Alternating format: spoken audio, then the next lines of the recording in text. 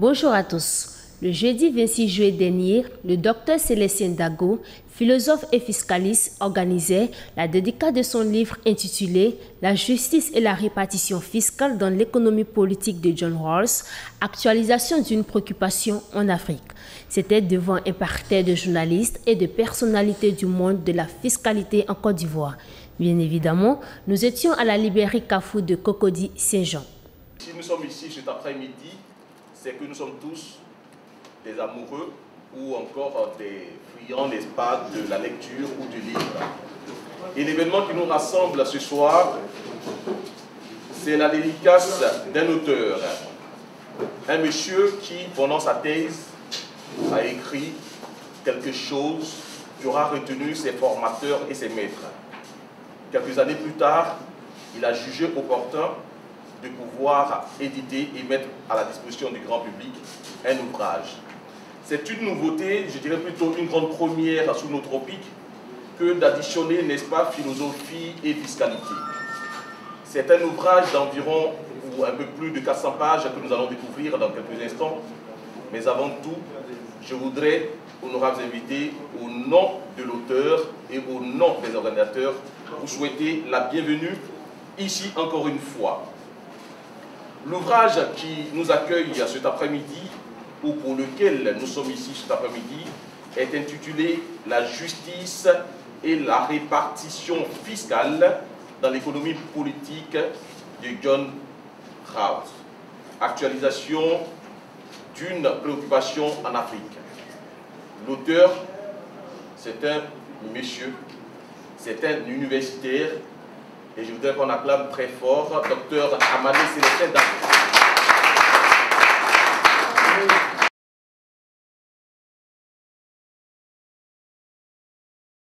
Au commencement était la philosophie en tant que mère de toutes les sciences.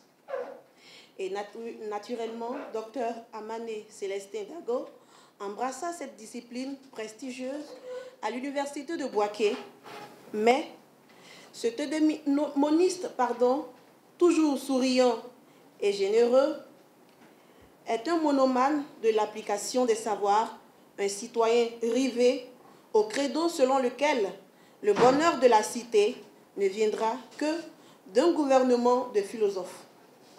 Voilà le principe d'intelligibilité de toutes ces activités théoriques et pratiques. Étonné par la ruée automatique des politiciens négro-africains vers la démocratie comme régime politique idéal, parce que le maître blanc en domination l'a dit, Dr Dago prépara et soutint un mémoire de maîtrise en philosophie politique et sociale sur le thème suivant, du procès de la démocratie dans la République de Platon, à la suite de quoi un mémoire de 2A de philosophie intégrale intitulé « La République comme médiation de la justice chez Platon ». Puis, voulant être différent du philosophe Thalès de Milet, il prépara son second 2A en philosophie politique normative qui a eu pour thème, je cite, « La justice et la répartition fiscale dans la philosophie de John Rawls ». Il est admis au cycle supérieur de l'École nationale d'administration ENA, où il obtint le diplôme option impôt promotion 2004-2005. Depuis novembre 2011, Dr Dago a été nommé receveur des impôts divers par arrêté ministériel, par arrêté du ministre en charge de l'économie et des finances. Malgré ses nombreuses charges administratives, Dr Dago a su réaliser sa passion en soutenant une thèse unique de doctorat de philosophie politique normative, option éthique économique appliquée. Cette thèse a été sanctionnée par la mention très honorable à l'unanimité du jury. Ajoutons que Dr Dago est l'actuel président de la mutuelle de développement de IRE, MUDH, mission de développement qui l'a contraint à écrire le livre blanc de la sous-préfecture de IRE intitulé besoin de développement et exploitation minière à Iré.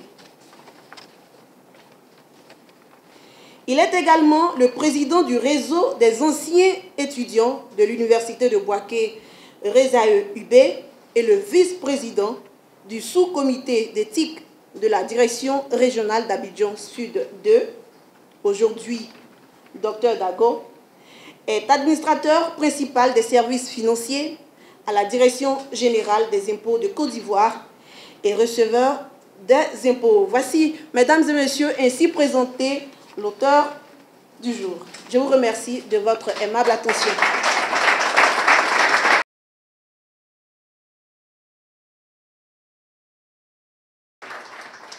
Merci bien, je vous remercie. Peut-il y avoir entre l'impôt et la philosophie? Ça, c'est une question toute simple apparemment.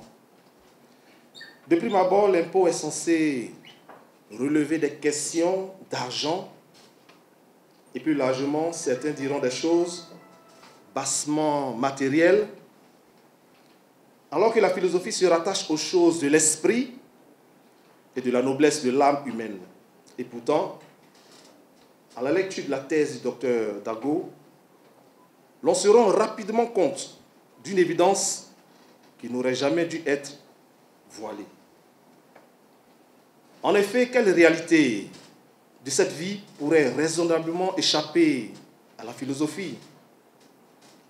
Toute chose est sujette à réflexion et tous les systèmes politiques, économiques, sociaux et culturels sont initiés sur le fondement d'une approche philosophique de l'existence. La fiscalité, en permettant de prélever les ressources financières des personnes, touche au cœur de leurs intérêts matériels. Dès lors que l'on parle d'impôts, les principes philosophiques de base apparaissent. Ainsi, l'égalité et la justice se fiscalisent pour devenir l'égalité devant l'impôt et la justice fiscale, abolissant les anciens privilèges supposés du droit divin ou liés à la noblesse de sang. La liberté, concept philosophique s'il en est, entendu dans ce contexte comme la possibilité de disposer de ses biens et richesses, est au cœur du prélèvement fiscal. Ceux qui considèrent l'impôt,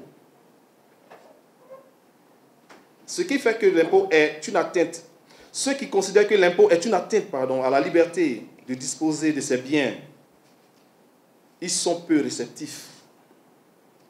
Les détracteurs de l'impôt se recrutent en grand nombre parmi les libéraux et les ultra-libéraux. Les plus extrémistes parmi eux le considèrent comme un vol d'État, oubliant quelque peu que cette propriété dont ils se prévalent est elle-même considérée par certains comme le fruit d'un vol. Proudhon ne disait-il pas que la propriété, c'est le vol? En somme, c'est l'histoire du voleur volé. Ceux qui considèrent que l'impôt est une nécessité pour raboter un tant soit peu les inégalités sociales par un interventionnisme approprié de l'État sont pour la plupart parmi les keynésiens, voire les sociodémocrates et socialistes. Rawls, dont une partie de l'œuvre fait l'objet des travaux de Dr Dago, pourrait être classé dans cette seconde catégorie puisque l'auteur explique que Rawls, contrairement à Marx, accepte le cas de l'économie capitaliste. Et là, il a précisé à la page 431 pour ceux qui auront l'ouvrage. Dr Dago a, nous semble-t-il, eu le mérite de rendre palpable cette jonction philosophie-économie l'économie sous l'angle de la fiscalité. Par ailleurs, ces présentations et analyses du système fiscal ivoirien méritent d'être lues non seulement par les étudiants-chercheurs, mais également par les responsables politiques et administratifs pour engager les réformes fiscales utiles à la Côte d'Ivoire. Je vous remercie.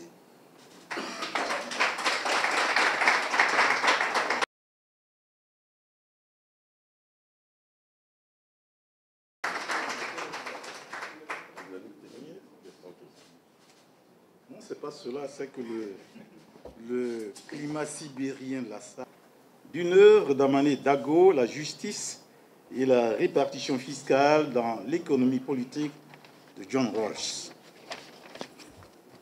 L'idée de cette disputatio au petit pied m'est venue du long commerce des moutures successives du livre. De fait, de la légèreté poétique évidente dont la langue de l'auteur est humectée, j'ai voulu aller plus loin, ce qui m'a poussé à me livrer à une manière de comptabilité des procédés littéraires qui confèrent un cachet littéraire à ce bébé géant et barbu à souhait, qui rappelle les héros fabuleux des contes nègres, Samba de la nuit, Gawayou Seri Soupou, Kokolu Kobe qui sortit du ventre maternel portant un grenier de barbe et tutti quanti. Et puis, dérouler la grammaire littéraire de l'œuvre. C'est une manière pour moi de faire plaisir au frère Amané Dago, qui est de la même famille morale que moi. C'est un chevalier de la gaieté, pour qui un bon mot, une trouvaille lexicale, syntaxique ou stylistique est un motif de bonne humeur, un motif de rire homérique et sardanapalesque contagieux. Telle est la double justification de ce pensum librement consenti. Voici le visage ordonné du propos. En entrée, un regard poético-noématique sur le paratexte. Il s'agit de gloser sur l'ensemble motivé des signifiants chromatiques, iconiques et linguistiques couchés sur la première de couverture. Le plat de résistance volontairement réduit sera l'analyse littéraire des éléments choisis. Enfin, une petite conclusion dont le visage produira ce que vous verrez. Les signifiants chromatiques. Je ne dirai rien sur le jaune, tout bonnement par carence d'éléments d'information sur cette couleur.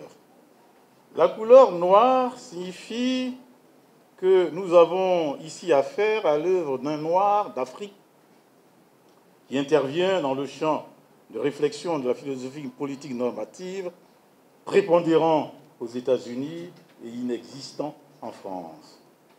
Le rouge symbolise la violence et l'agressivité comme arme favorite et civilisée utilisée par le colonisateur blanc. La couleur blanche assise sur le rouge venant humaniser la fiscalité pour la rendre moins agressive. La maison et le pont sont les produits de l'impôt, deux témoins bien connus de la redistribution sociale des fruits de la croissance. De Rechef le noir. La couleur noire du nom des éditions Amalté signifie sans doute l'accord parfait entre un noir qui produit une œuvre de l'esprit, du particulier donc, que cette maison d'édition se propose de hisser sur le piédestal de l'universel. Les signifiants linguistiques, singulièrement onomastiques. Amalté était la chèvre qui nourrit Jupiter, dieu de la lumière du jour, occupant la présidence du panthéon latin.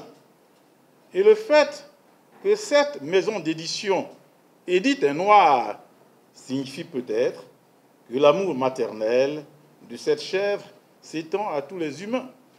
Donc, un amour maternel pan-humain, un amour maternel sans frontières et sans barrières, ce qui, soit dit en passant, est en consonance avec les exigences spirituelles et morales du XXIe siècle sacré, dont le ministère vertical est de bâtir un monde nouveau, un monde de paix véritable, d'harmonie, de douceur et de bénignité impérissable.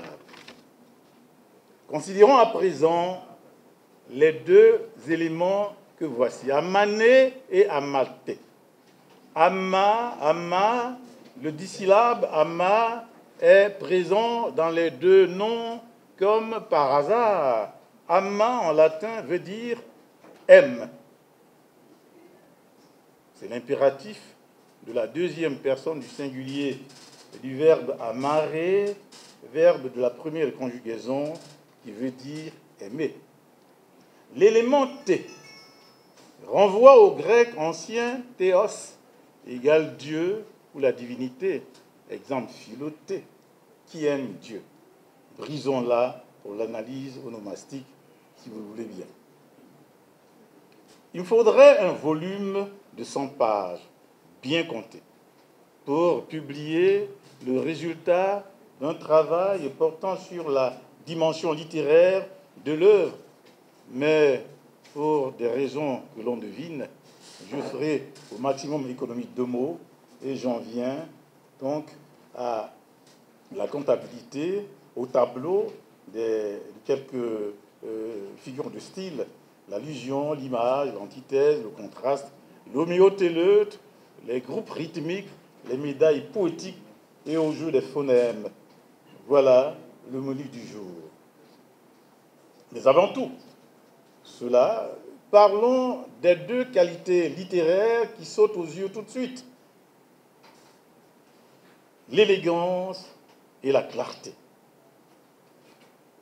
Page 19, paragraphe 1.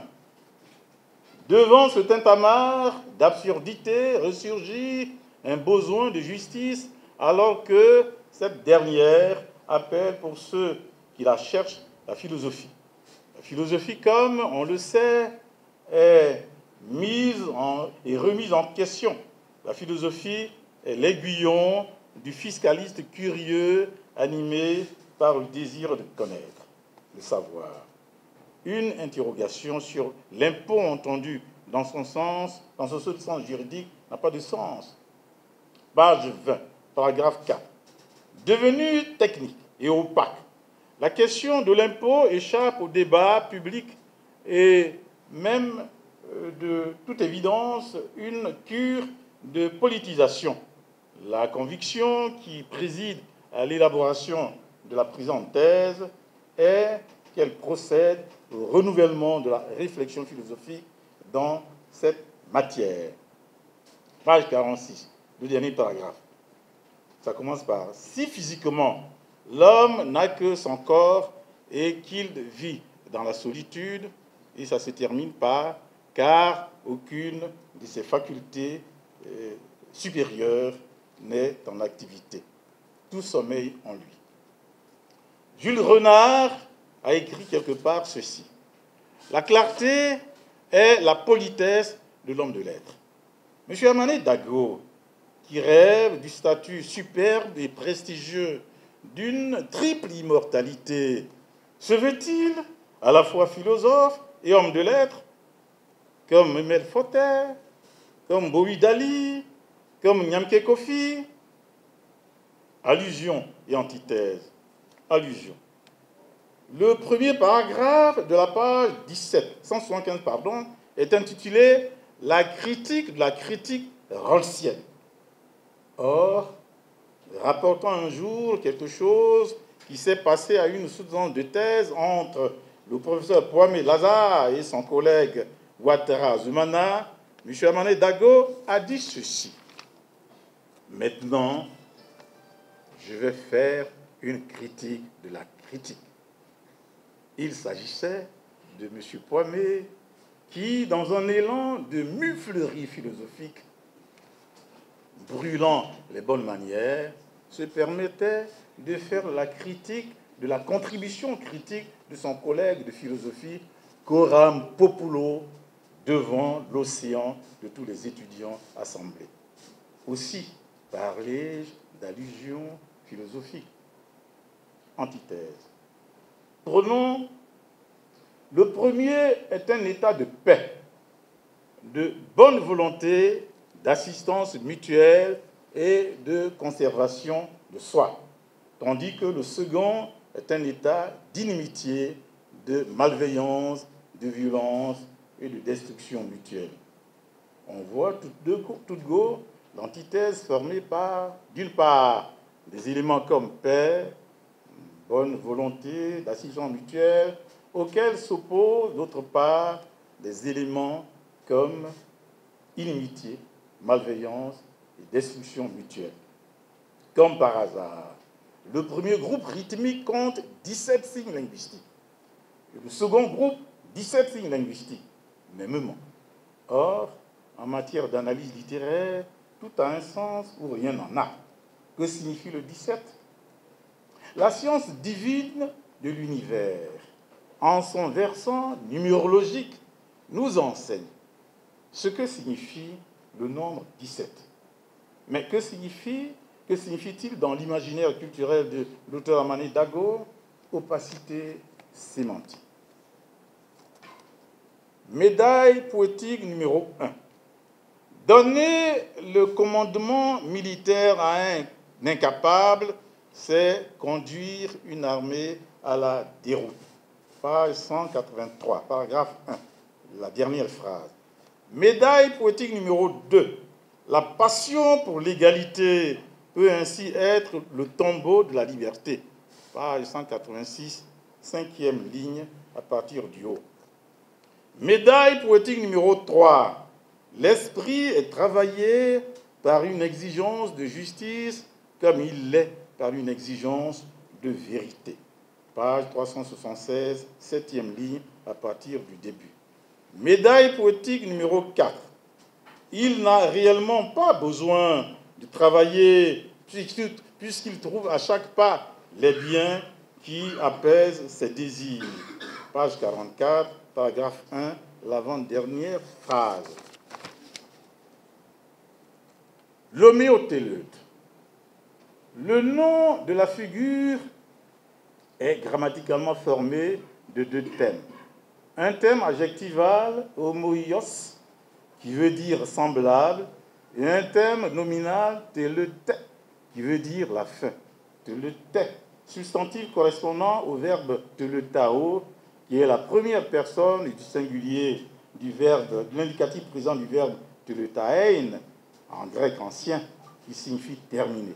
Les Grecs anciens disaient homoioteleta, ce qui veut dire des choses qui se terminent de la même façon, de façon semblable. On dit une homéothéleute. Homéothéleute en able, en partant de l'idée fondamentale d'une société bien ordonnée comme système équitable de coopération entre citoyens rationnels et raisonnables. Page 78, paragraphe 2. Équitable, raisonnable, able. Homéothéleute en action.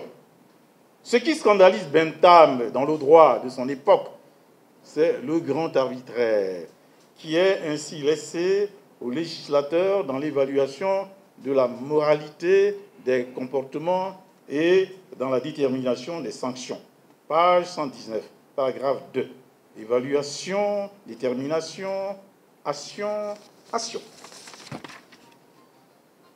Homéothéleute en T. Et sur le plan métaphysique, il apparaît comme duel de liberté et ou de perfectibilité.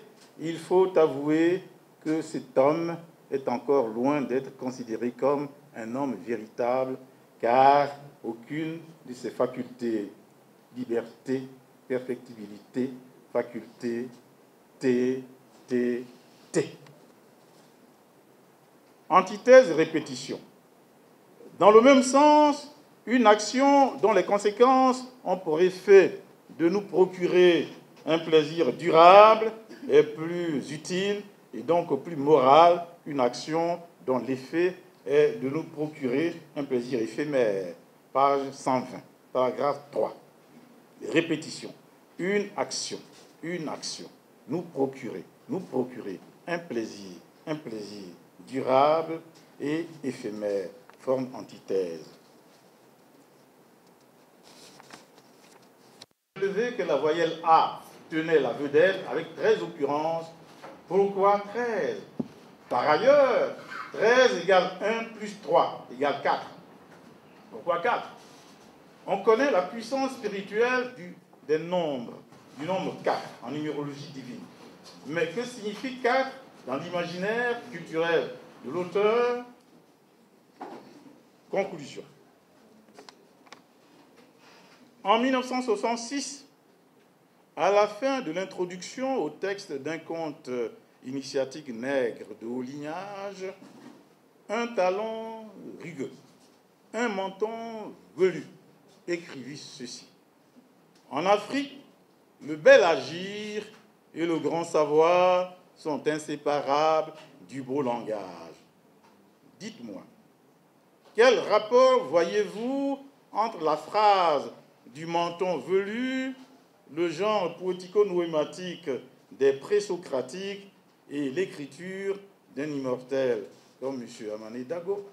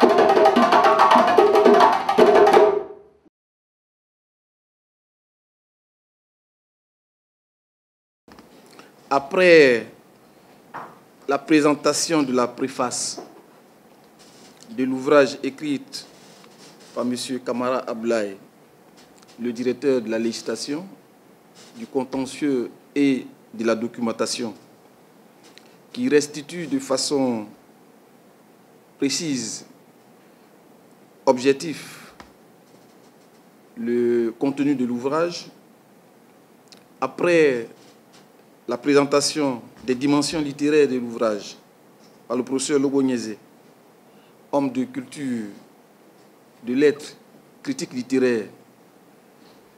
Je rappelle que le professeur Lobo a été mon enseignant à l'université de Bouaké. Tous les étudiants de la première promotion connaissent le professeur Lobo de par ses critiques et de par le contenu de la formation qu'il nous a livrée. Je voudrais dire merci au professeur pour l'apport littéraire qu'il a apporté à l'ouvrage comme valeur ajoutée.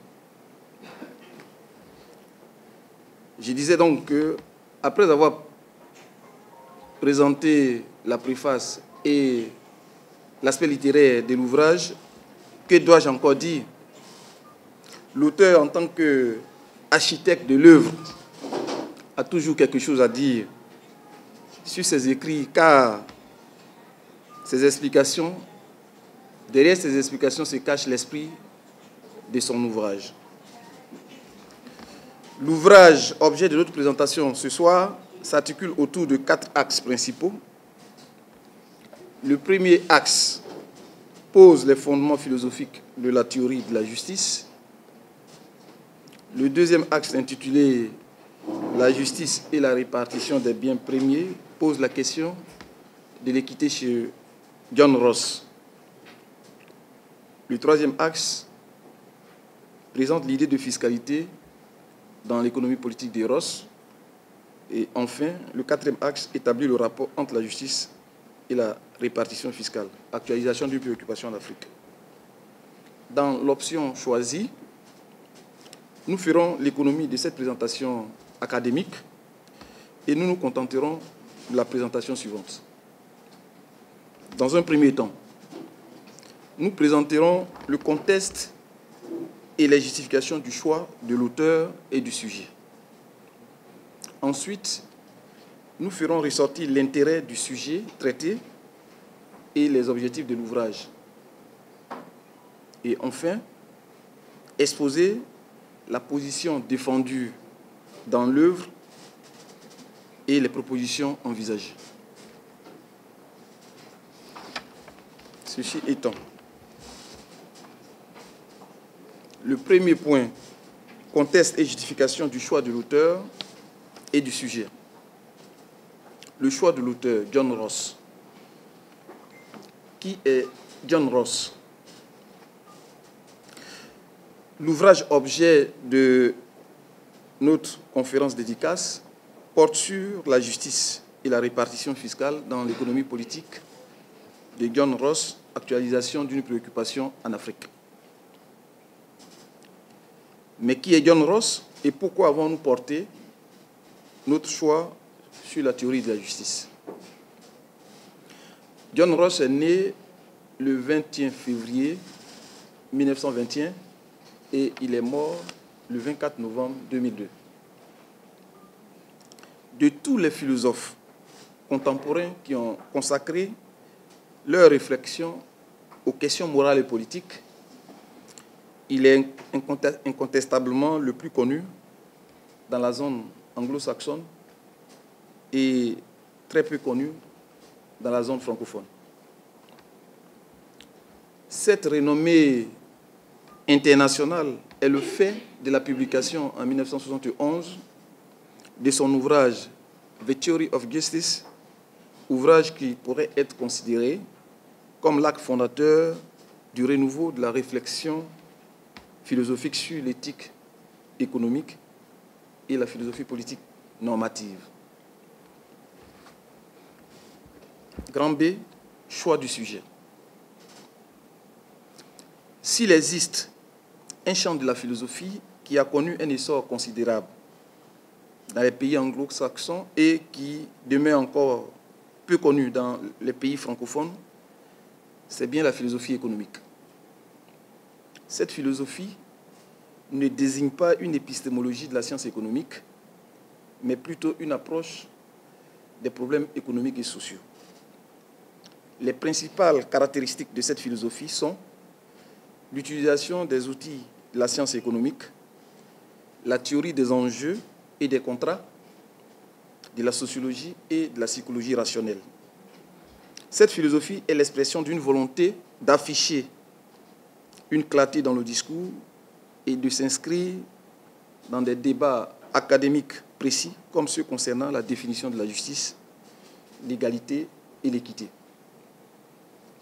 En choisissant John Rawls, nous avons voulu contribuer à la redéfinition de l'investigation philosophique au cœur d'une discipline réputée complexe, difficile et souvent hermétique. Pour nous, ouvrir la fiscalité à des pensées autres que celles qui sont traditionnellement connues participe à réinventer, comme John Rawls, des problématiques nouvelles et communes en vue de penser par soi-même. Les philosophes, à de rares exceptions près, n'admettent qu'avec réticence l'impôt dans le champ de leur réflexion. Il est certes vrai que la complexité et la technicité de la fiscalité ont de quoi rébuter, mais c'est la résistance de la fiscalité à la mise en ordre qui constitue au fond la meilleure invitation, la réflexion philosophique. La deuxième partie de notre intervention va s'articuler sur l'intérêt du sujet et les objectifs visés par l'ouvrage. Grand A, l'intérêt du sujet. L'approche rossienne de la justice permet d'éclairer les débats actuels auxquels sont confrontées nos sociétés. C'est donc dans ce contexte que prend sens la thématique suivante, la justice et la répartition fiscale dans l'économie politique de John Ross, actualisation d'une préoccupation en Afrique. Pour dire que ce sujet est au cœur des préoccupations aussi bien de nos assemblées nationales que de nos concitoyens en général. Pouvait-il en être autrement quand on sait le rôle qu'a joué la revendication d'une plus grande égalité fiscale dans le déclenchement de la révolution de 1789. Cette révolution a débouché sur l'établissement de la République qui s'est investie dans le combat pour l'égalité et la justice fiscale. Ainsi, dans la quête de la justice et de l'égalité, la République se place au centre du débat politique relatif à l'équité fiscale, débat auquel participent aussi bien des spécialistes, des économistes, des juristes, mais également des philosophes. La philosophie, comme on le voit, est mise et remise en question. Elle est également, comme l'a dit le professeur Lobo, l'aiguillon du fiscaliste, curieux et qui veut savoir et connaître. C'est pourquoi, pour le philosophe, une interrogation sur l'impôt entendue dans son seul champ juridique n'a plus trop de sens. C'est en élargissant le champ de la réflexion que la philosophie peut nous conduire à réfléchir à nouveau sur l'impôt en particulier et sur la question de la justice fiscale en général. John Ross. Pour John Ross, la qualité d'un impôt ne s'épuise pas dans la justice.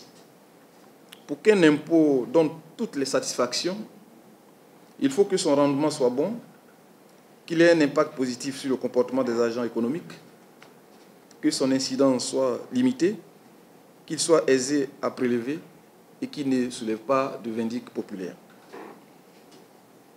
Le concept d'équité fiscale est au centre des débats qui suscitent des opinions divergentes. Pour les uns, l'équité est synonyme de redistribution de la richesse nationale et est envisagée dans le cadre de la compensation des inégalités générées par le marché. De ce point de vue, il est du devoir de la puissance publique, c'est-à-dire l'État, de corriger les inégalités et les imperfections engendrées par l'économie du marché à partir des prélèvements qui constituent un moyen sûr de financement des charges publiques et donc un instrument de réalisation de la justice sociale. Dans cette perspective sociale, l'équité fiscale consiste à ce que chaque contribuable soit appelé à payer l'impôt selon sa capacité contributive. L'équité fiscale vue sur cet angle est une situation caractérisée par la répartition des contributions fiscales entre les redevables. Le B de cette deuxième partie, les objectifs de l'ouvrage. Il y a 4 objectifs visés dans l'ouvrage. Le premier objectif, à partir de l'ouvrage, nous avons voulu traduire dans la vie administrative et sociale la pensée philosophique dans son cheminement avec la fiscalité. Nous avons également voulu démontrer que la philosophie pouvait accompagner n'importe quelle discipline scientifique qui pose des questions de société telles que la fiscalité. Deuxième objectif, faire connaître à partir de l'œuvre de John Ross que l'on pouvait actualiser et décentrer la question de la justice sociale dans le champ de la fiscalité en Afrique. Troisième objectif, recenser les facteurs dominants qui constituent les entraves à l'adhésion spontanée du citoyen à l'impôt et les corriger en vue d'améliorer le rapport du contribuable à l'État. Quatrième objectif, faire des suggestions et recommandations à partir d'un modèle anglo-saxon en s'inspirant de la théorie de la justice de John Ross dans le domaine constitutionnel, législatif et réglementaire. La troisième partie porte sur la position défendue dans l'ouvrage et les propositions envisagées. A. Position défendue. La position défendue dans l'ouvrage est qu'il est possible de parvenir avec John Ross à la justice et à l'équité fiscale à partir d'une réflexion sur les cadres normatifs et institutionnels de la fiscalité, les techniques fiscales et le discours de légitimation de l'impôt. De même, à travers l'ouvrage, nous suggérons que la mauvaise répartition fiscale peut conduire à des déperditions fiscales à travers des exonérations incontrôlées, la fraude et l'évasion fiscale. En d'autres termes, comme le soutient le grand économiste de l'offre, Arthur Laffer,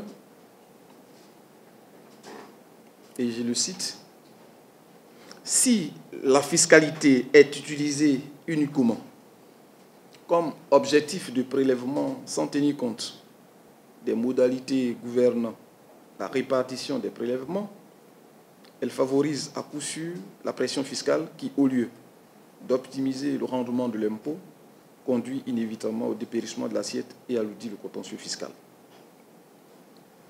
B. Proposition envisagée. Selon la conception classique proposée au XXe siècle par Gaston Guèze, qui définit l'impôt comme prestation pécuniaire sans contrepartie directe, il est prélevé par voie d'autorité et est l'une des expressions du pouvoir de contrainte dont l'État est détenteur. En ce sens, l'autorité est étroitement liée à l'acte de gouverner et est assortie d'une obligation d'obéir de la part de ceux qui y sont soumis.